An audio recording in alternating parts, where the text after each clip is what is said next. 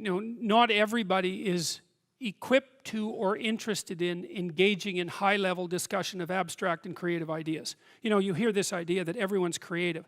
That's a lie. It's as straightforward as that. True creativity is very, very rare. And if you happen to be a creative person, or if you happen to be someone who's profoundly interested in ideas, you are in a pronounced minority, just as you are if you happen to be extremely extroverted or extremely agreeable or extremely conscientious. These are minority issues, and what you do is you find like-minded people who are capable of engaging that. Heavyweight weightlifters compete with heavyweight weightlifters for a reason, and everyone thinks that's fine, and the same thing applies to intellectual and creative endeavors. So what you do is you try to find a community where that's the nature of the community, and you likely have to find a relationship like that as well. So I don't think so. I think what contributes to the siloing is the arrogance that goes along with it. Because if you can be interested in ideas and you can be creative, well, that's the arrogance of the intellect, right? That's the thing the Catholic Church had warned about for centuries, is the arrogance of the intellect. So because if you're wise as well as smart, and there is no relationship between being smart and being wise, they are not the same thing. There's no quick pathway from smart to wise. And many of the people who I've known who were very wise some of them were intellectually impaired and were still wise, So it's the arrogance that brings up the block. And I see this, for example, happening in the United States in particular, because the last time I went down there, for example, I had friends down there, and some of those friends are very, very smart people, and some of them were talking about the Trump voters, and they were talking about the Trump voters with contempt. And I thought, you better watch that, because that's 50% of the damn population. And it might be convenient to think that they're stupid and beneath you, but it's not conducive to a civil state, and there's no evidence that it's true, because there isn't a straight line between intelligent and wise.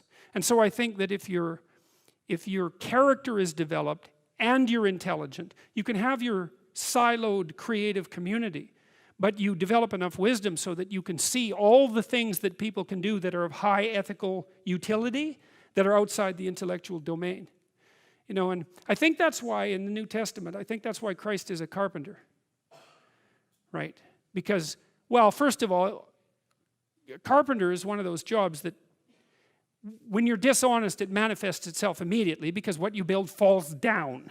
And so if you're an honest carpenter, you build a good house. So there's a nice metaphor there. But it's also a warning, in some sense, against the equation of intellectual brilliance with moral superiority.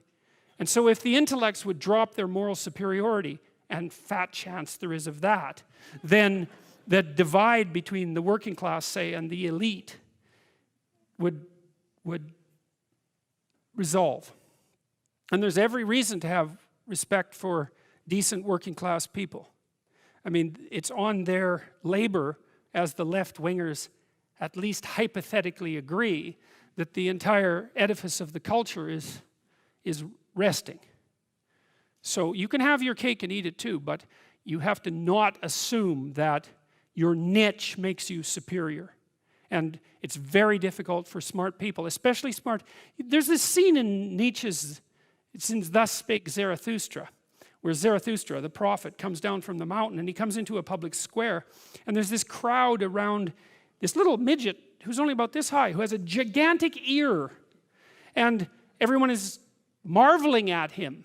Well, that's what the modern intellect is like. It's a midget with a giant, well, mouth generally, not an ear. And the being is underdeveloped, but the intellect is hyper activated. And it makes the person extraordinarily unbalanced. And it's partly because they can't compete outside the intellectual realm. And that makes them very bitter, because they tend to think, well, God, I'm so smart, everything should just come to me. It's like, sorry, that's not how the world works.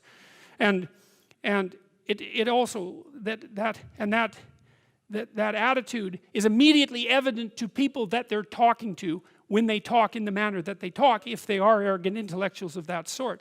You see that in The Simpsons did a good job of that with Comic Book Guy, right? I mean, completely useless in every possible dimension with an IQ of about 160. And it's very annoying to people who have an IQ of 160 that they can also be completely useless. But it happens a lot, so.